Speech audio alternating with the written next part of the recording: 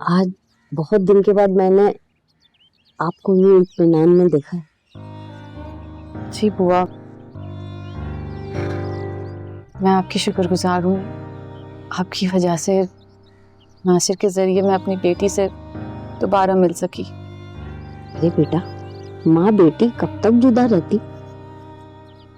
जी वैसे एक बात है, नासिर साहब से आपका कोई रिश्ता है ना कोई ताल्लुक, फिर भी इतने बेगरज हैं। एक बात कहूँ आपसे? और क्या कहना है आपको बुआ, सब कुछ तो कह चुकी हैं। अच्छा, अगर आप मेरी बात समझ गई हो ना, तो मेरी बात पे गौर जरूर कीजिएगा। इतना पुरखुलूस और इतना बेगरज इंसान आपको ढूंढने से भी नहीं मिलेगा। जी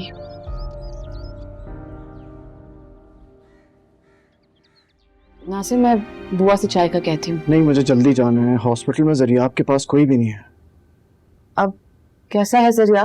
उसकी तबीयत ठीक नहीं है। हानिया, हानिया तुम प्लीज नासिर, मुझे उससे मिलने का मत कहना।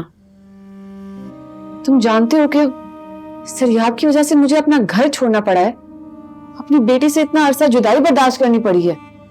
लेकिन इंसानियत। नासिर, तुम कैसी बातें कर रहे हो?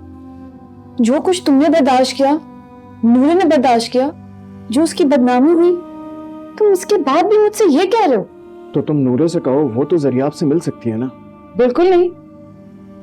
अब मैंने नूरे की शादी तय कर ली है। जरियाब से उसका मिलना बिल्कुल ठीक नहीं है।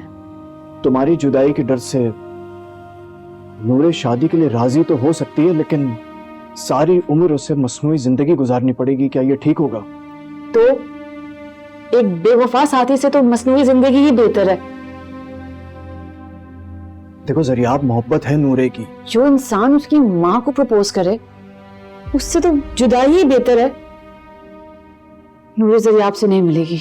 और प्लीज तुम जरियाब से मेरे मिलने का जिक्र ना करना, वरना इस बार मैं ऐसा गायब होंगी कि नूरे को भी नहीं मिलूंगी।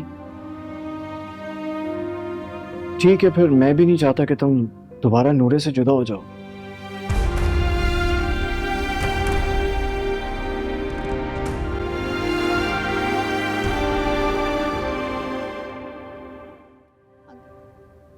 क्या बात है बेटा, आज आप बहुत परेशान नजर आ रही हैं।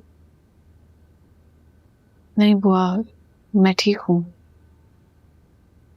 बेटी मिल गई है अब इंशाअल्लाह ताला। बुआ प्लीज। अच्छा मुझे एक बात बताएं, अगर आपका कोई दुश्मन हो और वो मुसीबत में हो, तो क्या आपको उसे माफ कर देना चाहिए या नहीं? हाँ बेटा, अगर कोई दुश्मन जान का भी हो ना, तो उसे माफ कर देना ही अफजल है। और अगर कोई इज्जत का दुश्मन हो, तो फिर उसे मरते दम तक माफ नहीं करना चाहिए। जी आप ठीक कह रही हैं, बिल्कुल ठीक। खैर, मैं तो ये पूछने आई थी कि नूरे बेटी आपके साथ लंच करना चाह रही हूँ। आप मुझे बता दें वो कौन सा खाना शौक से खाती हैं, तो मैं वही बना लूँगी। आप ऐसा करें, दाल चावल बना लें, उसे बहुत पसंद है।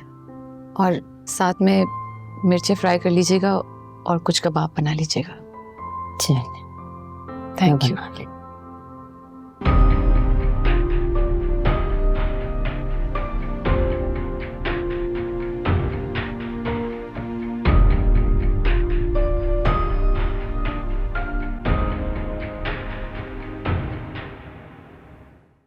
हाँ भाई खालदा, क्या पका रही हो आज?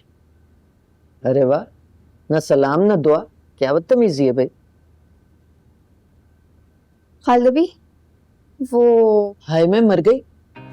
रात कहाँ गुजार के आई हो हैं, जो इतनी खुशियां समेट के लाई हो अपने साथ? बांचें खिली हुई हैं तुम्हारी, कहाँ थे तुम? अस्सलाम वालेकुम खालदा भी, कैसी हैं आप? मैं ठीक, आप सुनाएं? अच्छा, खालदा भी को सलाम है और नानी को बात का जवाब भी नहीं दोगी? वाह वाह वाह। अच्छा खालदा भी, वो मेरा ड्रेस ना निकलवा दे, मुझे ऑफिस जाना है। लेकिन नाश्ता वो तो मैं कर कर आई हूँ, दुनिया का सबसे मजेदार नाश्ता। मगर कहाँ थी तुम? अरे तुम्हें पता है तुम्हारी फिक्र में मैं सारी रात सो नहीं सकी हूँ। हाँ नहीं तो दफा बढ़िया ही तो जहन्नम में जाए। अंकल मैंने आपको इसीलिए बुलाया है ताकि आप उन दोनों क्लाइंट्स को कोटेशन भेज दें। ये क्लाइंट्स, इनका आपको कैसे ख्याल आया? ये क्लाइंट्स तो मुस्तकिल मैम हानिया के क्लाइंट्स हैं और उनके जाने के बाद ना कभी उनसे कोई राब्ता हुआ ना ही कोई ऑर्डर प्लेस हुआ। कहीं आपका इनसे कोई राब्ता? जी वो मॉम ने मुझे इनके बारे में बताया था। क्या आपका राब्ता है इनसे? जाहिर है अंकल, मॉम में मेरी राब्ता क्यों नहीं होगा।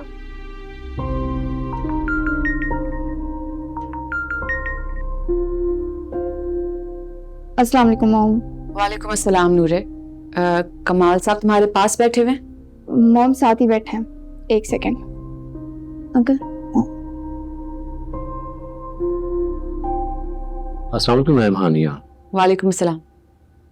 कमाल साहब आपसे बस यही कहना था कि जिस तरह आपने जीरक के बाद स्टेप बाय स्टेप मुझे बिजनेस सिखाया था, उसी तरह आप मेरी बेटी के साथ भी ताउन कीजिएगा। जी मैम। Thank you. नूरे बेटा, मैं बहुत खुश हूँ, मैम हानिया से मेरी बात हो गई है। जी अंकल, और बहुत जल्द होम ऑफिस भी आएंगी। और बदख्वाह अपनी मौत, आप मर जाएंगे अब। अंकल प्लीज आप इन दोनों कंपनीज को देख लें। हाँ हाँ नूरे बेटा, क्यों नहीं, मैं अभी इन कंपनी से रब्ता करता हूँ। Thank you uncle.